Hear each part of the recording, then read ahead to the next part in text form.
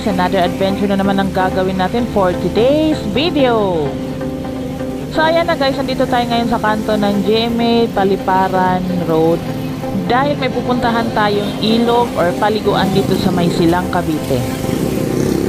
So eto guys, dito tayo dadaan ngayon sa Bulihan kasi kung doon tayo sa may Aguinaldo Highway papuntang Silang, may ginagawang tulay kasi doon, so malayo ang iikutan natin. So dito tayo dadaan sa Bulihan.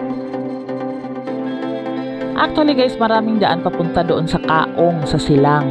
Kaso dito lang kami kasi mas malapit kami rito. So ayan, yung may school dito sa may right side. Ito yung pinakadulo yung pinasukan natin kanina sa Bulihan. Ayan, so galing tayo doon sa may GMA. Pupasok tayo rito at ito na nga yung pinakadulo niya. Kakaliwa lang tayo dito guys at mga ilang meters lang din. Meron tayong papasukan na shortcut papunta doon sa may sementeryo. Guys, dadaanan tayo sa sementeryo ha, wala tayong gagawin doon. Kasi doon talaga ang daan niya, pa shortcut. Medyo tanghali na kami nag-ride out, mga alas 8 na yata to kasi nga na-late kami ng alis ng bahay. Tsaka malapit lang din kasi to sa amin, siguro nasa 12 or 13 kilometers lang mula sa bahay namin. Ang balikan nga sa speedo ko is nasa 25 kilometers lang lahat. So, ito na yung kanto kung saan tayo papasok pa shortcut. So, yan. Galing tayo doon. Ito. Liliko tayo rito sa right side para mag-shortcut. Papunta dito sa may Lusot pa sementeryo. Ito na yung kantong papuntang sementeryo. Dito pa nga lang may nakikita na tayong road close kasi nga yung dulo nito merong tulay na ginagawa. Ayan guys, sundan lang natin yung kalsada. Medyo pangit pa nga yung kalsada dito sa una eh. Kaya merong nag-aabang dun sa kanto para merong magpahinto sa may mga parating na sasakyan at padaanin yung ibang papasok or palabas. Ingat lang din kasi maraming mga nakatira dito. May mga batang bigla na lang lumalabas. Minsan nga may asong nangahabol dito eh. Kaya ingat-ingat lang din guys. Tsaka medyo pangit yung kalsada sa bungad. Ito sa kalagitnaan medyo okay-okay na. At ito na nga guys, yung sinasabi kong sementeryo, dadaanan lang natin to. Madadaanan talaga to siya kasi walang ibang way para makalabas tayo papunta dun sa Kaong. Actually part na to ng Silang, pero dun tayo sa Barangay Kaong pupunta, dun sa may ginagawang tulay. After naman itong sementeryo guys, ang ganda rin naman ng view dito. Nature na nature at saka nasa taas na tayo nito. So, nung dumaan kami dito, ayan o, kung nakikita nyo, ang ganda sa paligid niya. Merong mga nag-harvest dito ng pinya. Kasi tag-pinya talaga ngayon. Medyo makitid nga lang yung daanan, pero wala namang masyadong sasakyan na daan dito. At saka preskong-presko, may mga lilim-lilim din. So, kahit natanghali ka na dumaan dito, walang problema. Kasi hindi siya talaga ganun kababad sa init. Kaya ayan, nag-nature tripping muna kami. Ang ganda rin naman talaga ng view. Ayan, sa gilid-gilid niyan, mga pinya. May mga nagtitinda rin dito sa gilid-gilid. Matamis yung pinya dito guys. Kasi bagong harvest. So ayan, tuloy na natin yung padyak natin. At hanggang makarating tayo dito sa dulo. Ito yung dulo niya sa kanto. Pagdating dito sa kanto, may mga makikita tayong mga nagbabantay, parang mga traffic enforcers. Ito na yung merong ginagawang tulay. So ayan, makikita nyo, galing tayo doon. So dito ang labas natin. Ito sa dulo na to. At ito na nga guys ang makikita natin, road close. Sabutan Kaong Road. Dito tayo kakanan sa may nakalagay na road close. So ito yung makikita natin guys, mga ilang meters lang yan. Ayan na yung ginagawang tulay. Maraming mga sasakyan dyan ngayon, gumagawa sila. Bulusok na lusong to, kaya ingat lang din. Pero hindi na tayo makakarating dyan sa ginagawang tulay. Kakaliwa na tayo dito sa may kalsada na maliit na yan. Actually, dito lang talaga to siya sa gilid ng ginagawang tulay. Ito yung kalsada na yan. Madali siyang tandaan kasi walang ibang tulay dito dadaanan. Ito lang.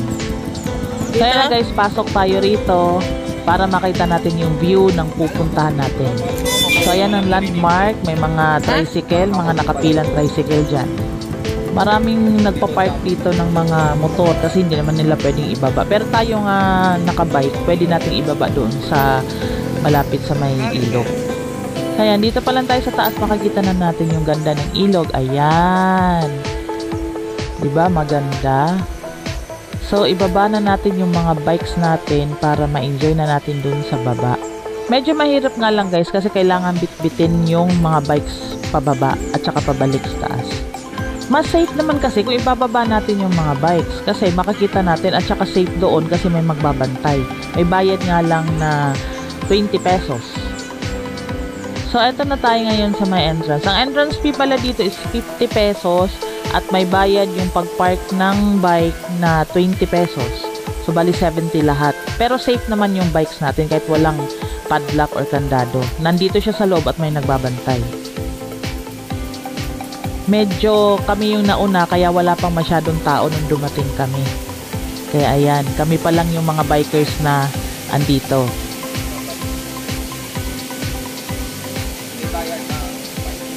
Bayad ang bike? Sana pala doon lang sa taas natin parang hindi tayo magbit. Diba?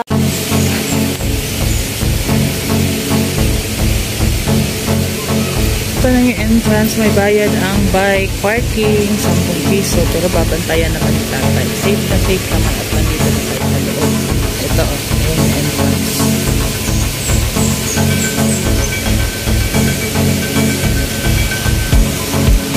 Naglalaba pa.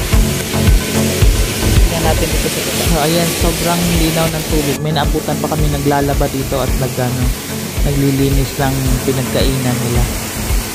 Kahit ganitong oras mga alas 8 kami dumating. May mga nauna na rin talaga sa amin. Siguro mga taga rito lang to sa malapit. Kaya maganda talaga pumunta rito yung weekdays. Kasi pag weekend or holiday, maraming tao ang pumupunta rito. Minsan napupuno rin daw dito.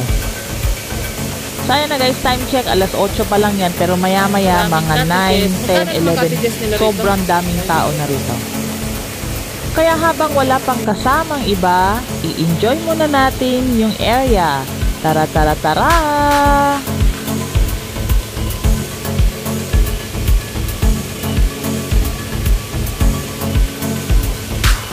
Kung ikukumpara ko siya sa Tala River at saka sa Mina Falls, mas malaki to, mas malawak siya kasi mas marami ang pwede mong paliguan.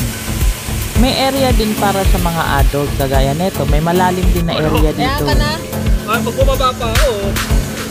Marunong ka ba lumangoy? Hindi. Ito po ako bumaba. Ito, pag bumaba ako. Ay, si kuya. Ito. Ay! Malalim din pala. Doon mababaw. Kuya, hanggang saan dyan? Malalim? Ay! Ay, be, mabasa ako, be. So, eto dito, medyo malalim to na park. Pero meron din namang area na para sa mga bata or sa hindi pa masyadong marunong lumangoy. Meron din namang area dito na hindi ganun kalalim.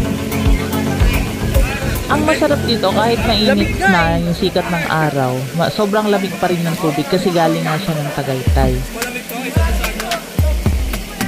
Kasi Tagaytay galing daw ang tubig.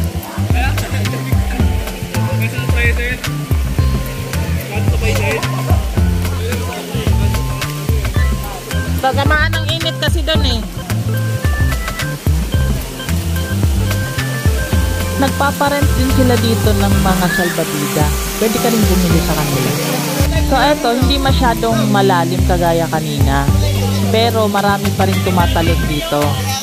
Hanggang dibdib naman yung tubig dito. Hindi naman siya ganun kalalim. Pero kung gusto mo talaga mag-dive or tumalon, pwede ka doon sa taas. Yung kanina, kasi medyo malalim talaga yung doon. Nga pala, iba't ibang presyo ang mga cottages dito. Merong, eto pagka ganitong may payong at saka table lang, nasa 300 lang yan. Pero yung iba, tigpa 500 na. Maraming activities na pwede mong gawin dito, kagaya na itong mga binatili na to. Ayan o, natalon sila sa tubig. Ang saya-saya nilang tignan. Malalim din pala.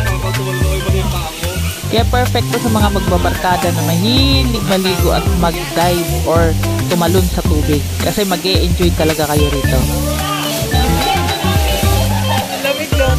Ilagay mo na dyan. Hindi lang cottages, meron ding mga nagtitinda dito ng mga pagkain. May tindahan din, pwede kang bumili soft drinks o kaya alak. Meron din nagtitinda dito ng mga kikiam, mga kwek-kwek. So kung wala kang dalang baon, okay lang kasi marami naman ditong mabibilhan.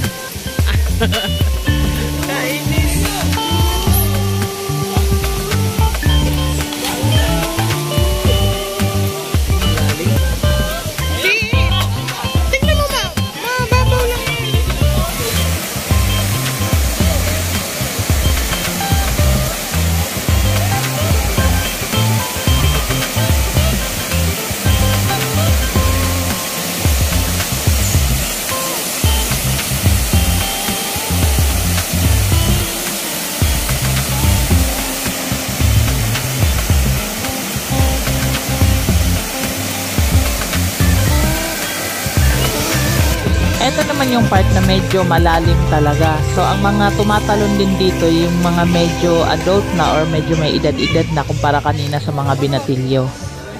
Itong mga nakuhanan natin na video guys, mga magtotropa to, nag-ano lang sila, nag-swimming dito. Ang saya-saya din nilang tignan kasi ang dami nila, lahat sila tumatalon sa tubig. Lumapit nga ako eh.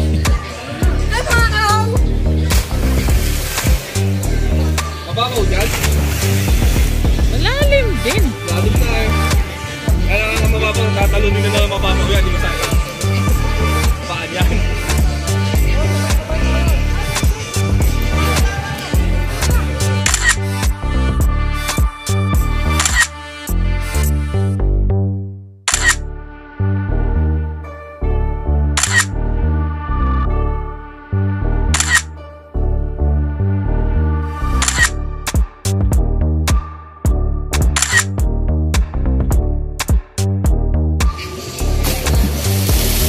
Nakakatuwa silang panoorin. Sa hindi nga lang kasi ako marunong lumangoy kaya takot din ako sa ganyan. Pero gusto kong sumali sa mga ganyan. O ayan no, ang saya-saya siguro niyan. Para ako mabalik sa pagkabata, naglalaro lang kayo din sa tubig. Tapos sa mga kasama mo, mga tropa mo pa. Di ba ang saya? Sige lang.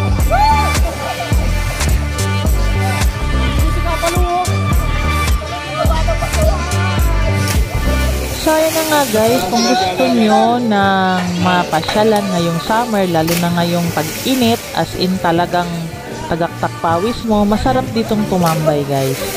Malapit lang at saka hindi naman siya ganun kamahal, hindi kagaya sa ibang mga resort, sa mga swimming pool na medyo pricey talaga doon ang entrance fee pa lang at saka yung mga cottages nila. Kung dito ka kasi, close na close ka sa nature at saka malinis naman ang tubig kasi flowing.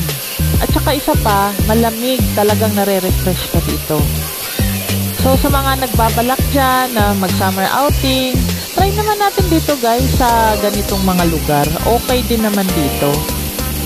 Nakakatanggal ng banas, talagang mag-e-enjoy ka kasi nalalamigan yung katawan mo. Ika nga diba, beat the heat this summer.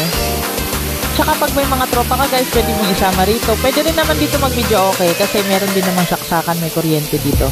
Unlike doon sa mga nauna kong napuntahan na mga river o paliguan, Tala River at saka yung Mina Falls, Mina Tunnel. Tingin ko kasi walang mga kuryente doon kaya ligo ka lang talaga doon. Unlike dito, pwede ka magsaksak at saka malapit lang. Pwede kang magluto, accessible sa lahat. So, ayan guys. Visit nyo naman dito minsan pagka may time. Marami pa akong gustong puntahan na iba't ibang ilog or river or falls dito sa within Cavite lang para meron din naman ako ma-share sa inyo kung saan kayo pwedeng pumunta at magtampisaw ngayong summer. Huwag nyo rin palang kalimutan guys panoorin yung mga nauna kong vlogs about Tala River at saka Mina Tunnel kasi magaganda rin yung mga lugar ngayon at masarap ding maligo doon. For more video updates, huwag kalimutang mag-like and subscribe. Salamat!